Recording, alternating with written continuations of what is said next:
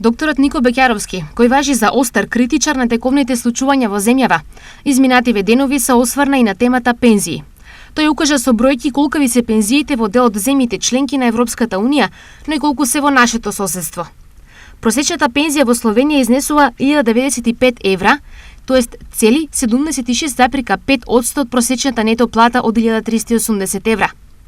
Во Германија изнесува 1538, тоест пристојни 64% од просечната нето плата во Германија од 2380 евра.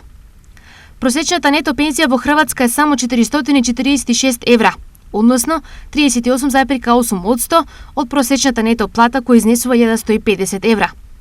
Во Бугарија пензијата е 760 лева, само 39,1% од просечната нето плата од 1940 лева.